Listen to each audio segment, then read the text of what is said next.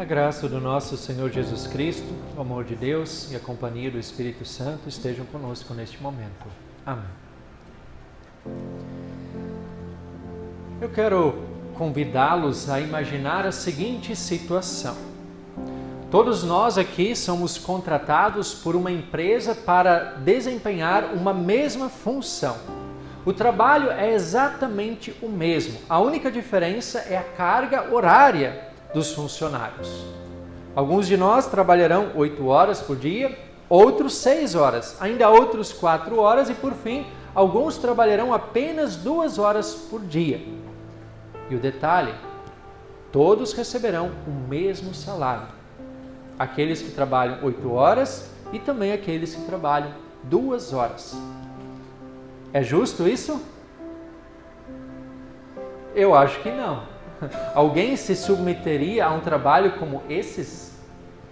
Acho difícil. Ninguém gostaria de aceitar um trabalho assim, né? Todos nós queremos, um pagamento digno, pelo menos proporcional com o trabalho que nós realizamos. E a parábola que Jesus conta no Evangelho de hoje, ela descreve uma situação semelhante. Um homem que contrata várias pessoas ao longo do dia, em horários diferentes, para realizarem o mesmo trabalho. E no fim do dia, aqueles que trabalharam apenas 1 ou 2 horas receberam o mesmo valor do que aqueles que trabalharam o dia inteiro, debaixo do sol escaldante. Obviamente, isso gerou revolta naqueles que trabalharam mais. Eles até protestam junto do patrão, alegam que o patrão estaria sendo injusto com eles, afinal eles haviam trabalhado mais.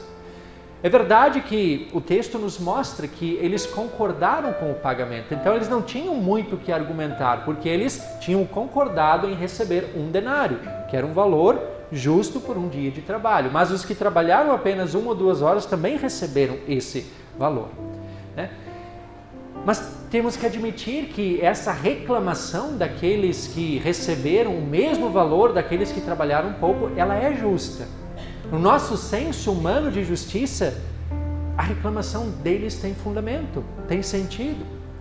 E a pergunta é, por que nós consideramos essas situações injustas? Essa situação aqui da parábola, essa situação que eu levei vocês a imaginar, por que isso nos causa espanto? Por que isso nos parece um escândalo? Porque pela lógica humana, quem trabalha mais tem direito a receber mais. Quem trabalha menos, consequentemente, receberá menos. E essa lógica se baseia no princípio de que a recompensa virá de acordo com o que fazemos ou deixamos de fazer. E esse princípio da recompensa de acordo com o que fazemos não está presente apenas no âmbito do trabalho, mas para muitas pessoas é um princípio que norteia a vida. Tem até aquele ditado, aqui se faz, aqui se paga. Se eu fizer coisas boas, receberei boas recompensas. Se eu fizer coisas más, receberei más recompensas. Quanto mais coisas boas eu fizer, maiores serão as recompensas. Quanto menos coisas boas eu fizer, menores serão as recompensas. Para muitas pessoas, essa é a ordem natural do universo. É uma espécie de toma lá, dá cá. E esse princípio é conhecido como karma. Tudo que eu faço, de alguma maneira, volta para mim. Seja de uma maneira positiva ou de uma maneira negativa. Seja na vida aqui ou seja na vida além. Existem diversas religiões que exploram e trabalham este princípio em seus ensinamentos, como, por exemplo, os espíritas, os budistas, os hinduístas. E diante disso é necessário a gente fazer alguns questionamentos. Será que essa lógica também se aplica ao nosso relacionamento com Deus? Será que as recompensas divinas também são fruto de nossos próprios esforços? Será que o perdão e a salvação que Deus nos oferece dependem daquilo que nós fazemos?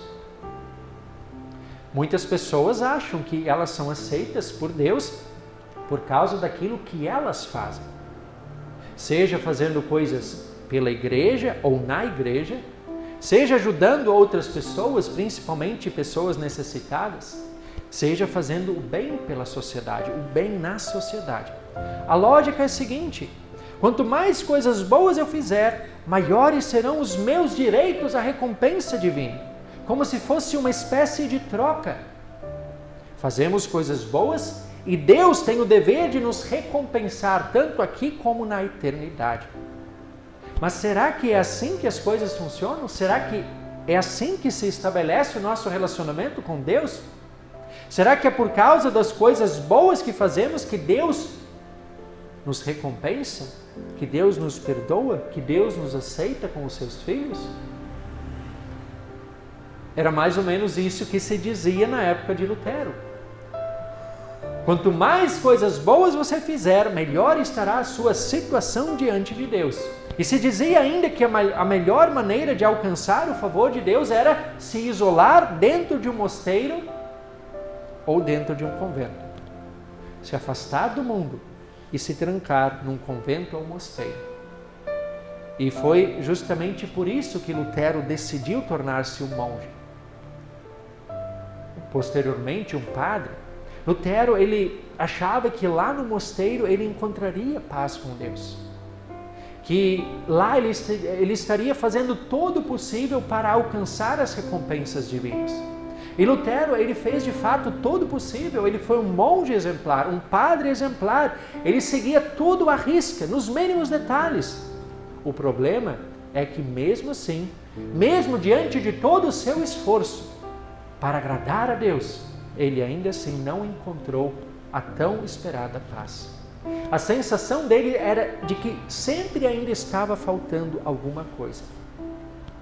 E esse é o grande problema de todas aquelas pessoas que querem e que tentam alcançar o favor de Deus mediante esforços próprios. Essas pessoas sempre terão dúvidas. Essas pessoas sempre terão incertezas. Será que eu já fiz o suficiente? Ou então terão medo, terão angústia. E se Deus me chamar num dia em que eu tiver pecado, num dia não muito bom, será que eu vou ser salvo? Essa é a inquietação que essas pessoas vivem.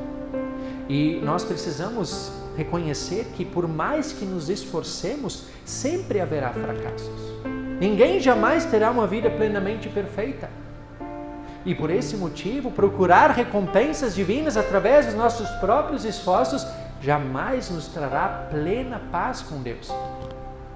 Lutero, ele encontrou a paz somente ao redescobrir o verdadeiro Evangelho de Jesus Cristo. Quando estudava a carta do apóstolo Paulo aos Romanos, no texto lá, no capítulo 1 da carta aos Romanos, onde diz que o ser humano é justificado não por causa daquilo que ele faz, mas somente pela fé. Que o ser humano é aceito por Deus somente pela fé em Jesus Cristo. E a partir desse versículo, Lutero percebeu que a paz com Deus não dependia daquilo que ele fizesse, mas daquilo que Deus em Cristo já havia feito por ele. Ao contrário da lógica que parece reger esse mundo, de que eu preciso, quanto mais eu faço, mais eu mereço, o nosso relacionamento com Deus, ele não está baseado naquilo que nós fazemos, ou no quanto nós fazemos. Nosso relacionamento com Deus, ele está alicerçado na generosa graça de Deus. As recompensas divinas não são frutos dos nossos próprios esforços, mas são presentes do próprio Deus. Somos aceitos unicamente pela fé naquilo que Jesus Cristo na cruz fez em nosso lugar. Como diz também o apóstolo Paulo na carta aos Efésios, porque pela graça vocês são salvos, mediante a fé, e isso não vem de vocês, é dom de Deus, presente de Deus, não de obras, para que ninguém se glorie. Não de obras, não por meio daquilo que nós fazemos, para que ninguém fique orgulhoso.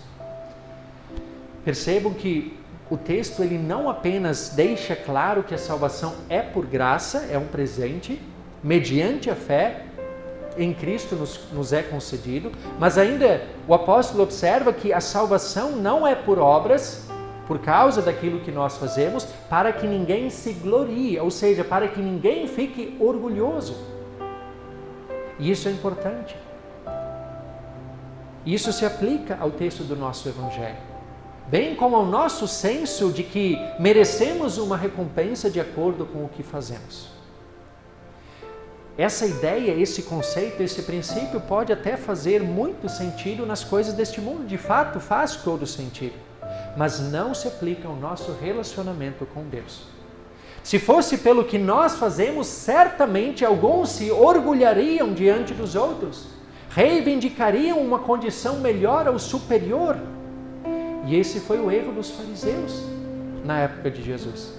Eles se consideravam superiores e mais dignos do que os outros, principalmente mais dignos do que os gentios, publicanos, samaritanos. Por quê? Porque eles se achavam, nós estamos todo dia no templo, nós seguimos à risca a lei de Deus, mas não por obras, mas pela fé. Por isso, esse princípio não se aplica à nossa vida espiritual. Alguém que nasceu na igreja, alguém que dedicou a vida toda pela igreja, alguém que viveu uma vida de fé exemplar, ele nunca estará numa condição superior àqueles que talvez tenham crido nos instantes finais de sua vida. Ambos receberão a mesma vida eterna, a mesma salvação. Não pelo que eles fizeram, mas pelo que Cristo fez por eles. O malfeitor da cruz é um exemplo disso. Nos instantes finais da sua vida, ele se arrependeu e ouviu de Jesus: ainda hoje você estará comigo no paraíso. E isso é graça. É favor imerecido que ninguém merece, nem eu, nenhum de vocês, nenhum ser humano, mas é presente de Deus. Deus nos concede. Para a lógica humana, a mensagem da graça, ela pode até ser motivo de escândalo, como foi para muitos judeus naquela época. Mas ela é o poder de Deus para a nossa salvação. Diante de Deus, os primeiros jamais serão aqueles que fazem muitas coisas boas com a intenção de conseguir uma grande recompensa divina. Estes serão, na verdade, os últimos. Estes estão sob risco de condenação. Os primeiros sempre serão aqueles que reconhecem a sua incapacidade e a sua fraqueza diante de Deus. E em humildade se apegam aos méritos de Jesus Cristo, que fez tudo aquilo que jamais conseguiríamos fazer. A escandalosa graça de Deus, ela encontra a sua lógica e o seu fundamento na morte e ressurreição de Jesus Cristo. Através da cruz e do túmulo vazio, nos são oferecidos o perdão dos pecados, a reconciliação com Deus e a salvação eterna. Racionalmente, é difícil compreender essa graça de Deus, justamente porque ela extrapola a nossa lógica do fazer por merecer. Mesmo sem fazer nada, mesmo sem merecer nada, Deus oferece a cada um de nós ricas recompensas divinas. E nós nos agarramos a essa graça por meio da fé. Não procuramos entender, mas nós simplesmente cremos no que nos diz a palavra de Deus. O profeta Isaías, no texto do Antigo Testamento que foi lido hoje, ele nos diz: porque os meus pensamentos não são como os pensamentos de vocês, e os caminhos de vocês não são os meus caminhos, diz o Senhor.